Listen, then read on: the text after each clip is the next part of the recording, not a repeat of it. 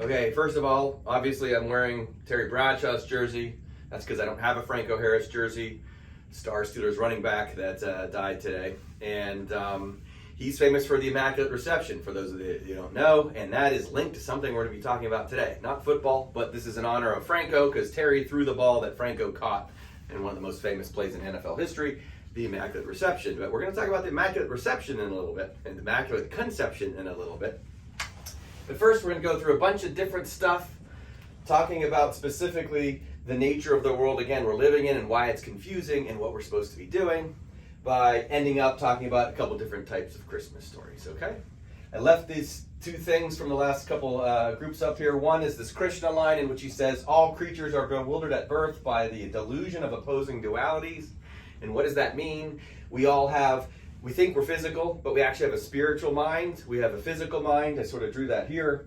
And we have physical bodies, and we have spiritual bodies. We often call that a soul. And this is a bewildering process, because when we're born, we develop a conflict, and we don't even know it's happening. You can't help it. What 2-year-olds are thinking about this? Most 52-year-olds aren't thinking about it, okay? Because we think we're us. We think we're physical. That's all we think we are.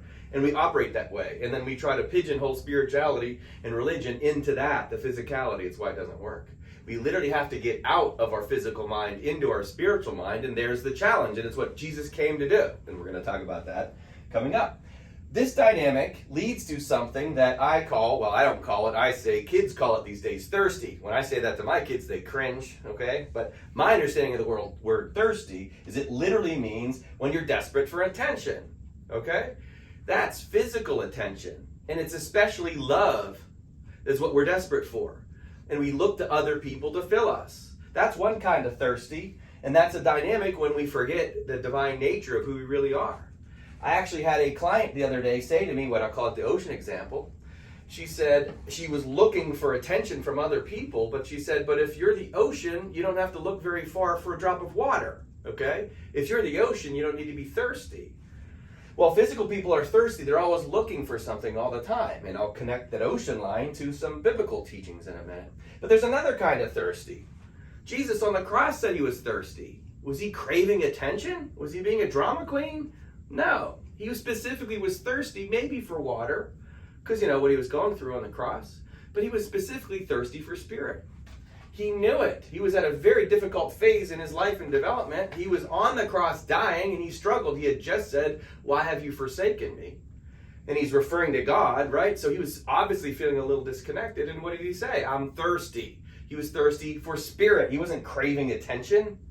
And the only thing that he needed was spirit, and that's why he asked for it.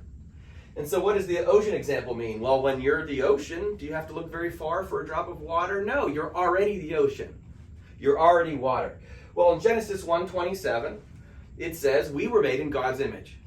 You add that to 1 John 4:8, God is love. So if we're made in God's image, and God is love, what are we? We are love. Okay? If you are an ocean, you don't have to look very far for a drop of water. If you are love, where do you have to look for love? And what we do is always look for it in the flesh, look for it physically. We're all addicted to that. You know, whether it's relationships or status or money or power or whatever, we're always looking for it. But if you have an eternal source of love already inside of you, you don't have to go anywhere to find it. But if you don't have an internal source of love inside of you, or at least you're not connected to it, you're going to be thirsty in the physical way, desperate for attention, okay? But once you realize you're the ocean, once you realize you're an ocean of love, you don't have to go anywhere. You're always in it. Okay, so this links to the two Christmas stories, not Ralphie, a Christmas story. We're going to first talk about the birth of Jesus, which I have a video online. I'll probably link it at the end.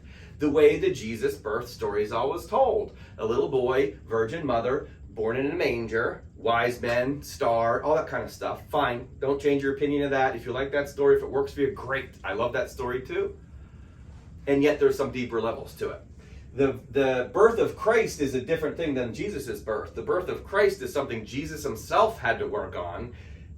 Luke 2:52, Jesus grew in stature and in favor with God. Well, that's a Christ thing. He was already Jesus. He was working towards the Christ because he knew that it was inside of him. It's why he was sinless. He knew he had to find the Christ inside himself. That's what the story's about. Okay? The life of Jesus. The birth of Christ is a story that happens to us too. And that's a little twist on the Christmas story of Jesus' birth. Because the virgin, it's not about sexual intercourse. For us, it's about having a pure heart. If your heart is pure and you don't have any resentments or regrets or shame or guilt or anything like that, your heart is pure, guess what you're capable of receiving? The Christ. The birth of Christ happens inside of you when your heart is virginal. It just means pure. And that's true for all of us. Never mind whatever happened to Jesus and Mary back then, that's fine. Just know this. We don't hear much about Joseph, do we? Well, there's a story in Hinduism about how Krishna was born, the transfer of mental divine energy from Vasudeva into Devaki, who then gave birth to Krishna. It's also a virgin birth, and it's a mental transmission. Well, that's our process too. Because you use your mind to direct energy and spirit to your heart. Cleanse your heart, make it virginal, the Christ will show up. You then get to be birthing Christ inside yourself. You are the light. It comes from you. It's inside you. You're pregnant with spirit because you delivered from your mind into your heart the spirit. It's the same thing as the Hindu teaching of how Krishna was born, okay? Well, then what happens when you're done?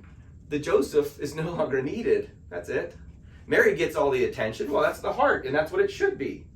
Mary is our heart in that regard. Again, the virgin birth story and all that, great story, but the deeper part for us is we have to be virginal in our heart, virgins in our heart. We have to receive the Spirit, and then when we do, we give birth to Christ, okay? Not to Jesus, we give birth to Christ.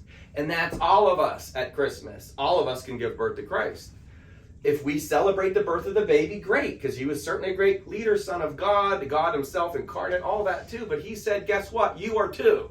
And it's not enough to just say that that man was born a couple thousand years ago and he brought the Spirit to earth. He did it to show us the way to realize that you will give the birth to Christ as well. Give birth to Christ as well. And what does that mean? That makes you the ocean. Once you get the Christ in you, where do you have to go for love? Just inside, right? You don't need to be thirsty. You don't crave attention anymore. You become very humble, in fact. That's also part of the Jesus story, too. The humility of where he was born. And it didn't have, he rode into the town on a donkey. He didn't need pomp and circumstance, right? It was sufficient in and of itself that he was already Christ, just like us. Get the Christ in you, you're good to go. What else do you need? Are you going to crave anything else? No. In fact, you don't need drugs. You don't need power. Like the Tao Te Ching says, when you're the Tao, or when you have the Tao flowing through you, you don't speak, you wait to be asked. You anchor yourself in the Tao, right? That's the point of the quality of the Tao. It's like the Spirit. When it's in you, you're good to go, okay? Well, there's another story, Scrooge and the Christmas Carol, which everybody should know, right? They make it about money, understandable, and then the Spirit makes them more generous. That's wonderful. Again, I don't want to change that story. That story is perfectly fine on its own, but let's look at it a little bit deeper. The Scrooge that we all tend to be at Christmas or any time during the year is when we're not being the love that we are. God is love. We are made in God's image. We are love. We are capable of giving birth to Christ. You have a virginal heart because you're pure. You will receive the Spirit. Now you gave birth to Christ as well. Got it? That means God's love is now anchored in you, like the Tao says. If God's love is anchored in you, where do you have to go for attention? Nowhere. You're completely fine just being. That's sufficient. It's the end game. That's nirvana. That's samadhi. That's all the various teachings throughout all the various religions, okay? So, what's a Scrooge then? Well, Scrooge is clearly the ego.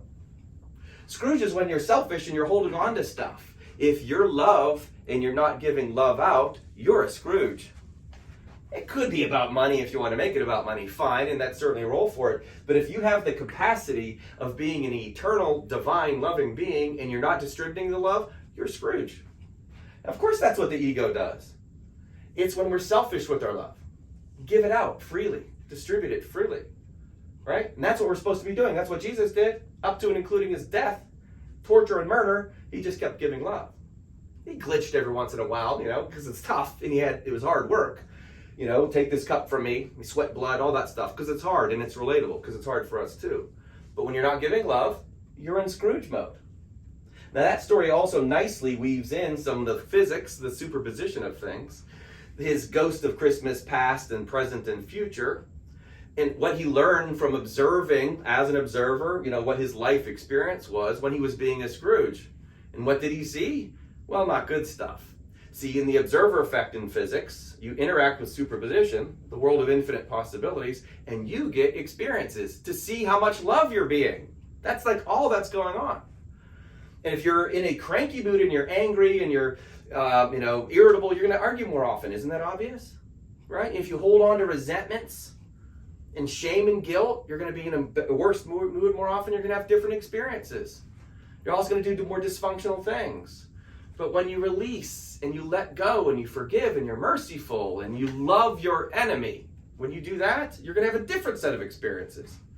Well, Scrooge was, a pretty cranky guy. And so he experienced from his past and his present and his future what that looked like. Well, then guess what happened? He shifted. He changed. He changed the observer. He saw the world differently. In effect, he saw the Christ within. You could say God came to the rescue. You know why that's interesting? Because guess what Ebenezer means? In 1 Samuel 7:12, there it tells the story of Samuel and the Philistines and the Israelites having a war. And God literally came to the rescue. And you know what Samuel did? He placed a rock there to memorialize what happened. That God came and helped them. The word Ebenezer specifically means stone of help. Well, that's interesting. I think we talked last time about what stones are. Stones are truth. And you should build your house upon a rock because rock is solid. Ego is sand. It'll sink. Okay? Well, Ebenezer is actually God coming to the rescue because it's true. And it is truth. And God will come to our rescue as well when you let the Spirit into your heart. And so what a funny name that turns out to be, Ebenezer Scrooge, right? What a duality. Isn't that interesting? Because we're all Ebenezer and we're all Scrooge. We're both. God comes to the rescue to save the Scrooge in all of us, right? The ego that's trying to be selfish and not give out love, but also not cookies. Thank you for bringing the cookies. That's part of all of us. We forgot that. But when you let the Spirit in, when you become virginal in your heart, and when you let the Christmas happen inside of you, I like to say, I don't know if this is literally true, but it works for me. Mas in Spanish means more. Christmas means more Christ. When we practice being more Christ, we get more Spirit. We affect the world differently around us. Superposition will then shift the dynamics of what we experience. And then we have the experience of God coming to the rescue. Because all of a sudden stuff works better, or at least it feels better.